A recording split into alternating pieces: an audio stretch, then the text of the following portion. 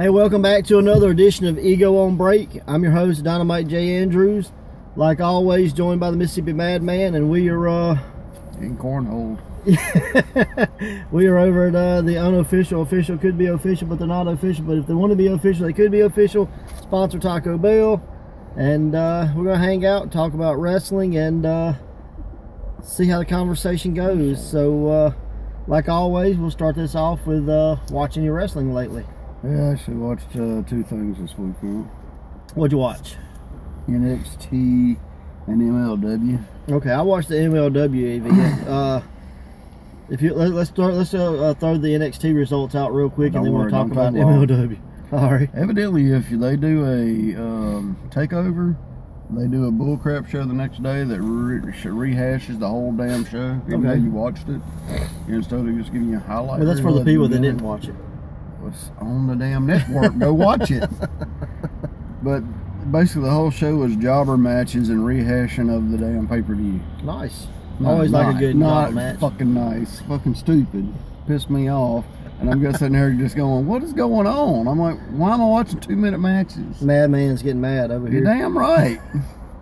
Apologize for his language. Yeah, I'm sorry. He got a dirty mouth. He needs some Orbit's gum. Okay, one guy was so unimportant, he had the name Murray. No last name? If he said it, I didn't hear it, because he got jobbed out so quick by Lars Sullivan, it wasn't even funny. He got maybe, I don't even remember if he got that, to be honest with you.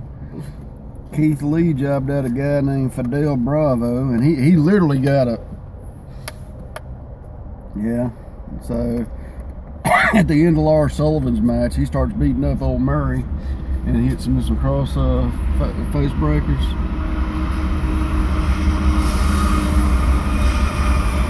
He didn't hit it. So he didn't blow his horn. But anyway, then out comes Keith Lee to save Murray for some reason. Yeah, I don't know why, but evidently, beating up somebody with some actual name value, but they were already in the pay-per-view, because this was just matches that was actually on TakeOver that you didn't see on TakeOver. They were practice matches. Okay, they were garbage, but anyway. But it was all to build to next week, Keith Lee versus Lars Sullivan. Well, the main event had to be good, right? Better than these two. Oh, hey. But next week you get Lars Sullivan versus Keith Lee. So, can't wait. No, I could. But Lars Sullivan's supposed to get called up to the main roster. Thought he had heat. Well, supposedly he's getting called. They're advertising on SmackDown and Raw. Are they? Yeah. Behind a cage. I'm throwing bricks down for some reason. Honestly, that's how it ends. He throws down like a real big cement brick and it shatters all over the wall. Or the ground. The wall. Yeah. Interesting. All right. Anyway, Nikki Cross versus Candice LeRae. It wasn't as bad a jobber match as them, but I mean, who do you think went over? Nikki Cross. Okay, there you go. Did she? Yeah. Oh, cool. And Candice LeRae's more or less.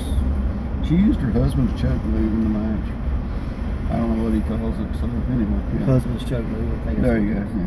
Well, it looks like Daniel Bryan's yes block, but they don't want to call it the Crippler Cross race. They might get in some it's the maybe lock territories they don't want to get into. Yeah. All right, so overall, how do you rate this NXT? I wouldn't watch it. Gotcha. If you want to watch some jobber matches, go watch it. If you want to watch the pay-per-view, go watch pay-per-view. Don't watch this. Yeah. Stupid. All right, so MLW Fusion TV tapings, big hit with me. No, I love this. Yeah, I thought it was super good. So first match was Cotto Brazil versus Trey Miguel. And Trey Miguel is the Fresh Prince of Midair or something like that. So it's pretty cool. I like Trey Miguel. I like Cotto Brazil too. Both of those guys really went out and really done everything. Yeah, they did. I thought they did too much, to be honest. Yeah, I think they done so much they lost the crowd. Mm-hmm. And I think that it's not a knock on them. They went out there and filled the time limit they were gave. But I think if the match would have been just a few minutes shorter, I think it would have been a better match. Well, but my overall, feeling is good. The 3 matches that we got, they're damn near all the same. Yeah. So I thought that hurt it, honestly. All right, second match was Gringo Loco versus Marco Stunt, and this is probably the last time you see Stunt on MLW for a little while. And you know, hope you're getting well, Marco. But he actually won this match. Yeah, it was a good match. Which kind of sucks that his legs is now screwed up because it looked like he's supposed to get a little push. Well, I mean, he was going into the four-way match, but now that's a mystery opponent. So probably Gringo Loco. Should be.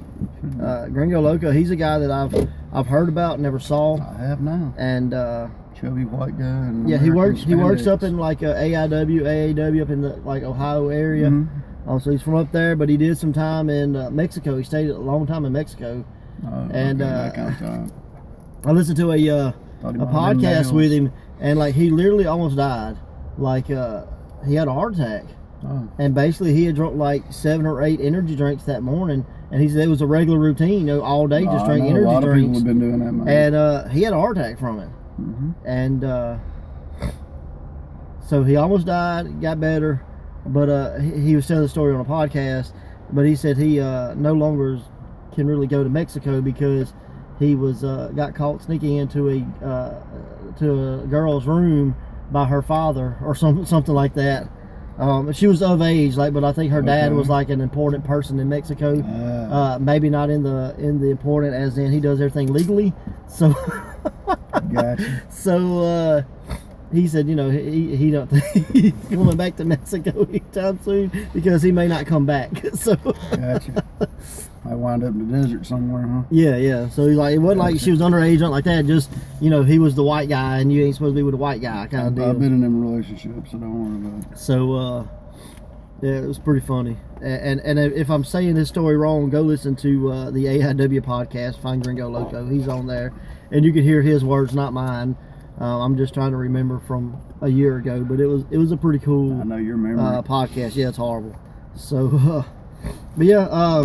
But I like the match. Marco, he won. Yeah, it was really good. I mean, for that dude did stuff for his size I didn't think he'd do. And especially you think, oh, Gringo Loco, this is just some dude in a jobber, you know. But it was really good. I mean, he looked phenomenal. I mean, he was a little bigger of a guy. And I thought they made each other look good. Yeah. You know, it wasn't that. He worked really hard. He shouldn't got jobbed out by Marco. He's too small. Right. He should never job. I mean, he worked really hard to make Marco look good. And Marco not a lot of guys do that. Right. So and yeah, it was a give and take. But you know, I mean, I used to wrestle guys smaller than me, and they'd be like, "You should kill him like 3 minutes." I'm like, "Who the hell come here to see a 3-minute match?" Nobody. That's why I get so mad with that NXT stuff. I caught myself. So. Anyway. But yeah, so then the main event, Low-Key versus Shane Strickland. Yeah. And the Swerve.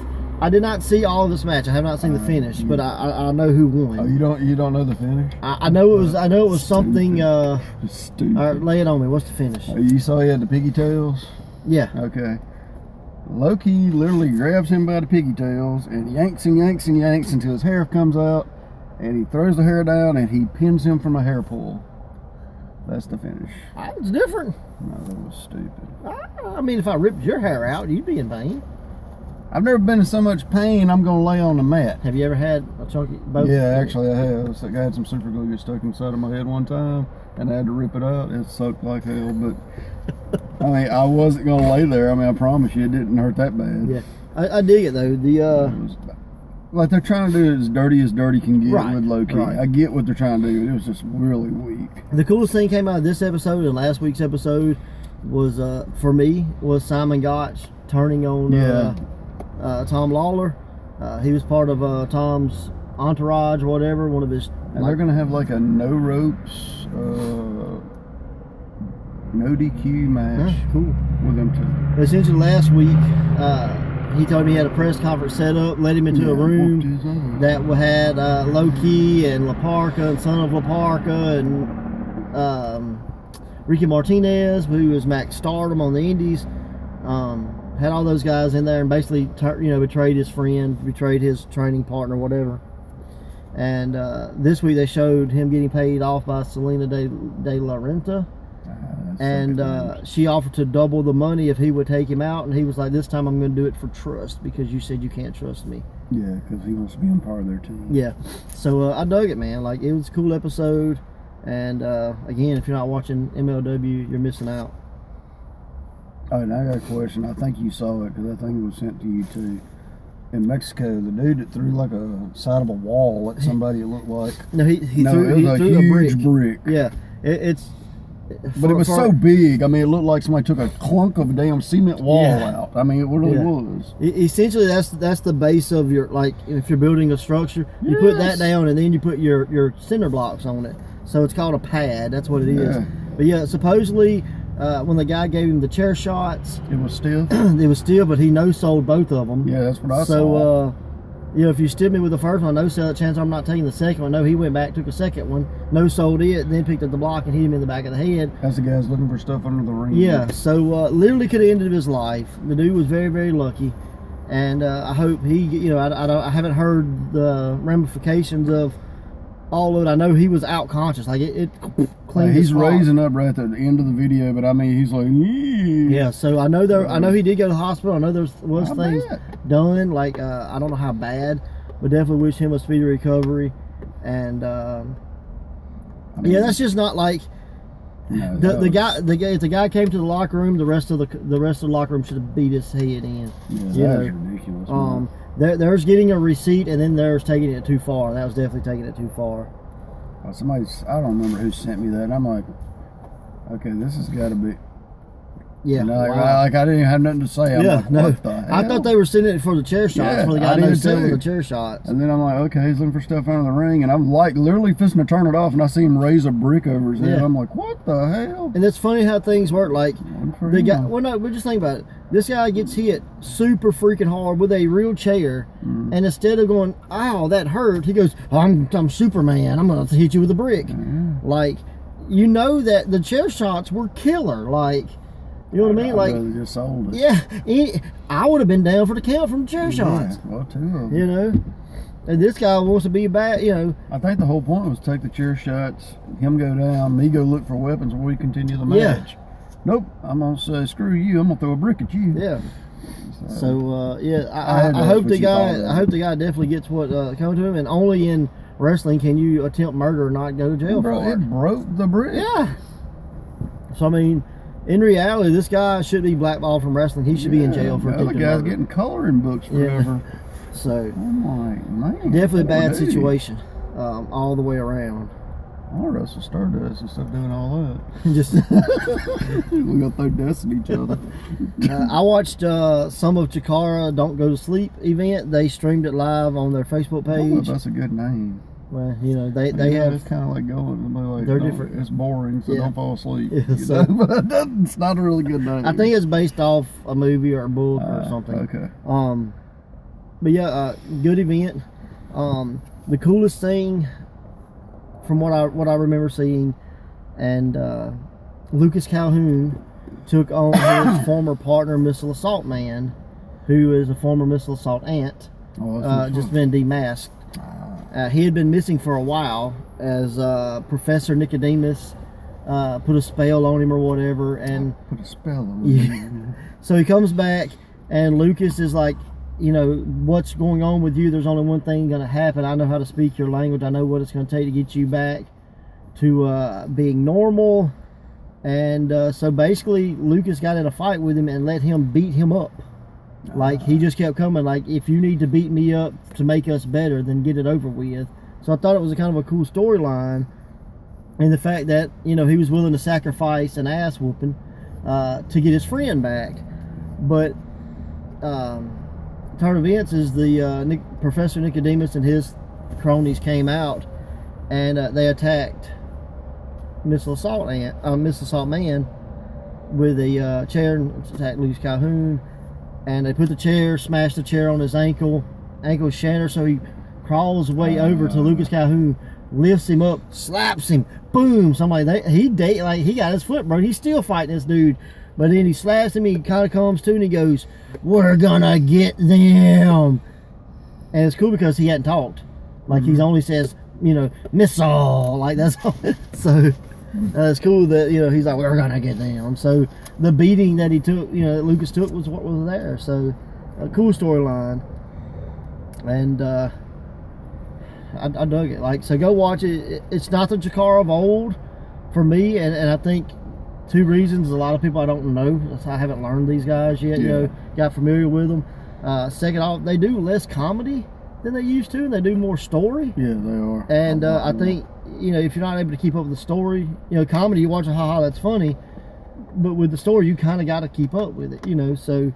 Well, that's what killed me when they went out of business that time. Yeah. It all split it into all the multiple organizations. Yeah, and all that was just a storyline. I got so damn confused. You know, and that's the crazy part. Like, Quackenbush is not afraid to think outside the box. And I really dig that. Like, it's really an inspiration for me. I just wish sometimes I had the crowd that he has that got it. Kidding. You know, not that we have bad crowds. We just have a Southern crowd and not a, you know, I read everything on the internet crowd. So. True. There was something else I wanted to talk to you about. We was going to talk about it last time. We both forgot. Okay. With David Arquette. Yeah. With the death match thing. Yeah, David Arquette versus Nick Gage. Have you read any more about it? I have not, but I do know Nick Gage has a match coming up. Oh, man, and it's with somebody kind of outside the norm, and I don't remember who it was, and I wish I did. No idea. But, because somebody said this may be a bigger test than David Arquette or whatever. So... But it's still something, like, it's I'm not going to say a celebrity, but it's, like, just outside the norm, you know, of what he normally wrestles. So, I wish I could remember who it was. Yeah, I just wondered what you thought about it. Oh, now I know who it is. He's fighting Onita. Oh, yeah. It's a tag match, but they were like, you know, he's not going to do to Onita what he done to David Arquette. Oh, hell no. Onita started this crap. Yeah, so... Yeah, so that's the guy that pulled out a machine gun, and it wouldn't surprise me, you know. I shot him in the leg. It's okay. So, you know, Anita's the one that Kevin Sullivan took the spike to and tore his arm all to hell the very first time. And America's like, what the hell's going on? Right. But, yeah, so it's I think it's CZW. It's either CZW or it's Game Changer Wrestling. I'm not 100% sure. But kind of both of them are doing the Nick Gage stuff. The Gage is always out there in something, man. It's not always good stuff like the David Arquette stuff. It had to be bad publicity, but I know a lot of people trying to say he did it on purpose. Me and you watched, and I say he slipped. He failed. And when he slipped, it got his neck. Yeah, I mean, it was a complete accident. So, I mean, everybody's like, you know, it shouldn't be done. I'm like, well, David got in there. He knew what he's doing. Yeah. All right, here, let me run you. Speaking of things that outside the box, Cody defended the New Japan title against Joey Ryan in a staring contest. Because Joey has the broke arm. Or, you know, the torn pec or whatever. Okay. So they had a I'm assuming Cody won, but I don't know that. I've only seen a picture of it. But he defended the title in a staring contest, only in pro wrestling in 2018. You have a title defended in a staring contest. I don't even know what to say about that, to be honest with you. I guess it's his belt, do what he wants, you know, but... So, if that's your thing, there you go. He's his own man, is all I can say. Yep. So it's different. I know one time when we first started out, and I'm not going to mention any people's names, but we watched a match that basically turned into an arm wrestling match, and you were having fits. So I can only imagine if you were sitting in the crowd. Oh, I'd be raising hell. I know I would. And you're like, finally get to see Cody Rhodes versus Joey Ryan, and what staring contest? But hey, if the crowd's into it, go for it. You know? Yeah, whatever, bro. It's not my cup of tea. I'm not flipping for nobody's thingamajig. And you're not going to lose in the staring contest. And you ain't throwing a brick at my head, so, you know. So as we wrap this up, December the 8th, at the Hideaway, Jackson, Mississippi, special start time, VIP at 2 o'clock, and doors at 2:30, bell time at 3. Big event, holiday horrors, and trust me, it's been a horror. Always is over there. Main event, Scotty Matthews returns to Pro Wrestling Ego to take on JD Jenkins for the Pride Championship.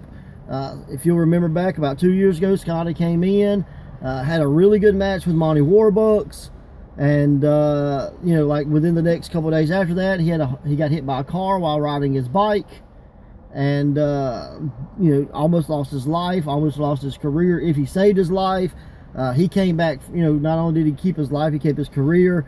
And this is the first time back for Scotty in Pro Wrestling Ego. And he's coming after JD Jenkins. It's definitely going to be a big match for JD. So if you're in the Jackson area, you should come check us out. The Hideaway, bell rings at 3 p.m. Holiday Horrors. And yeah, it's going to be really good. Got a lot of other matches we're working on that's going to be really good. But that's the match that I think is going to be the show stealer. So big. So check us out December 8th at the Hideaway. Bell time 3 p.m. Doors open 2:30. VIP 2 o'clock. And that's it for this episode. Yeah. Got anything to close it with? That's a weird ass episode. Hey, later guys.